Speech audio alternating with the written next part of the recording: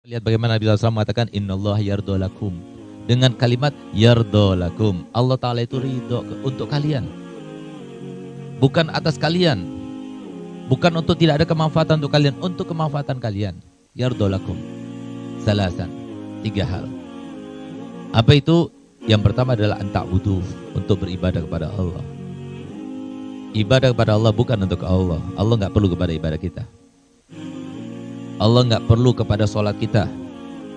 Allah nggak perlu pula kepada sodako kita, bantuan kita apapun bentuknya. Allah nggak perlu. Karena Allah Al-Qahhar, Allah Al-Qayyum, Allah Al-Hayy.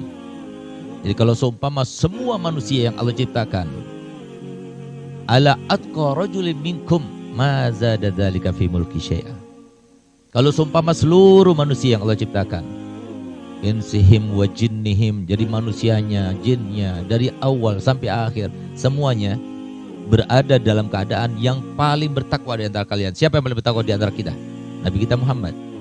Semuanya seperti Nabi Muhammad, seumpama tidak akan menambah sedikit pun daripada kekuasaan Allah. Begitu pula sebaliknya.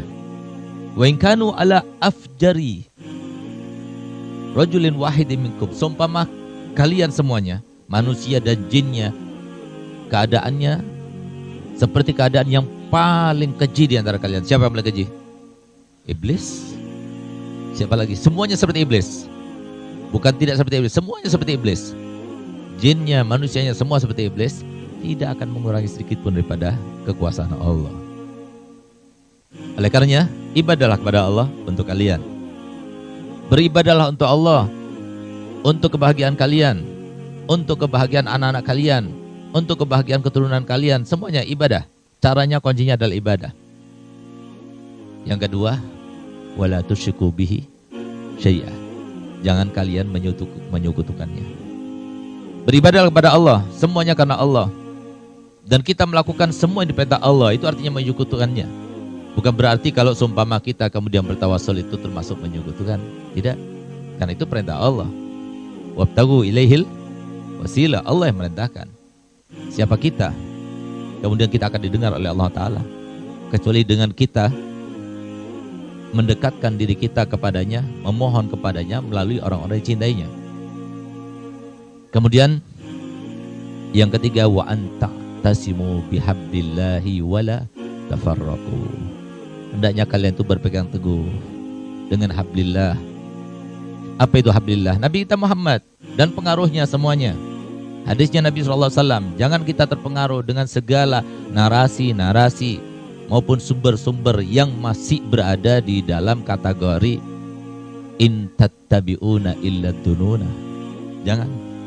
Ikut yang yakin, ikut yang pasti, sebagaimana kepastian kalau siang hari pasti terang, kalau malam hari pasti gelap. Itu sesuatu yang yakin, kita yakin itu bersama. Ada di antara kita yang mengatakan bahwasanya sekarang ini malam hari. Tidak, karena kita meyakini ini siang. Kalau semua kita itu misalnya diancam sampai kita itu dibunuh misalnya untuk mengatakan sekarang ini malam hari, tetap kita tidak akan menerima. Tetap kita katakan ini adalah siang hari, ini adalah siang, walaupun dimulai dengan pagi. Nggak bakal kita katakan ini malam. Karena apa? Sesuatu yang nyata, pasti, yang kita yakini. Nah itulah maksudnya. Jangan sampai kita itu kemudian bercerai-berai gara-gara sesuatu yang tidak pasti. Sesuatu yang tidak pasti. Apa yang sesuatu yang tidak pasti? Rezeki kita ke depan tidak pasti. Jabatan kita tidak pasti. Apa yang kita pikirkan dan pikiran kita nanti begini, nanti begini. Nggak pasti itu, semuanya nggak pasti. Jangan kita bercerai-berai gara-gara itu. Memang sekarang kita berada di zaman yang super fitnah. Sampai ulama yang dikatakan Nabi SAW, al-ulama warathatul anbiya. Apa perintahnya Nabi terkait dengan ulama? Nabi SAW sebagaimana dikatakan oleh Imam Ghazali, ulama itu adalah sasaran seputar Nabi kita Muhammad.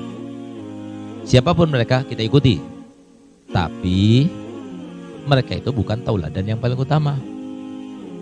Mereka itu tauladan tapi ada tanda kutipnya. Mereka itu tauladan kita kalau mereka itu masih berkiblat kepada Nabi Muhammad. Tapi kalau sudah mereka tidak berkiblat dengan Nabi Muhammad, kita tidak jadikan tauladan. Semua ulama kita harus anggap seperti itu. Jangan kita mengkultuskan seorang pun daripada ulama. Karena mereka tidak maksum. Hanya Nabi yang maksum. Para Nabi dan para Rasul yang maksum. Sehingga ulama kita harus muliakan. Ulama kita harus dengar. Ulama kita harus junjung tinggi. Tapi sekarang begitu kita sebutkan seorang ulama, langsung dalam pikiran kita, ulama yang mana itu? Dia termasuk ormas yang mana? Dia termasuk golongan yang mana? Sampai sedemikian rupa. Terjadi perpecahan dalam hal ini. Semuanya itu apa? Karena kita itu tidak lagi berpegang teguh dengan apa yang diajarkan Nabi Muhammad SAW. Ini sudah sesuatu kelaziman dan sesuatu keharusan. Sangat sedih kita itu melihat sekarang ini yang namanya ilmu itu sudah banyak diangkat oleh Allah SWT. Para ulama kita banyak yang meninggal dunia. Bukan dengan tanpa sengaja, bukan dengan tanpa kehendak Allah, bukan dengan tanpa ketentuan Allah, semua dengan ketentuan Allah. Yang maksudnya tujuannya adalah supaya tambah dekat lagi hari kiamat. Tapi beruntung yang masih tetap berusaha untuk saya harus berada di dalam jalur ilmu ini. Harus berada di dalam ranah ilmu ini. Kenapa? Ilmu ini yang menyelamatkan kami. Sebagaimana dikatakan Imam Ghazali dalam kitab Ihya Ulumuddin. Ketika sudah menyebar, merebak yang namanya fitnah di mana-mana, dahsyat begitu luar biasa, maka beliau katakan wala yaslamu hina idzin minal fitani illa man ahyallahu qalbahu bil ilm. Tidak ada seorang pun yang bakal selamat daripada fitnah akhir zaman yang begitu dahsyat dan merebak serta menyebar pada saat itu, kecuali bagi mereka yang menghidupkan hatinya atau dihidupkan hatinya oleh Allah Ta'ala dengan ilmu. Ilmu itu maksudnya ilmunya Nabi Muhammad SAW.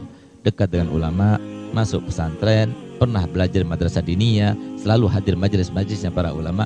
Mereka yang selamat. Tapi yang tidak, maka sulit untuk selamat. Kenapa?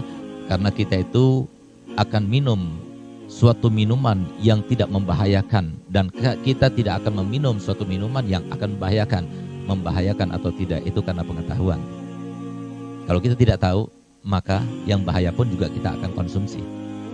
Sekarang itulah yang terjadi. Bagaimana mereka akan tahu ini yang benar, ini yang salah kalau mereka tidak belajar? Di mana logika kita?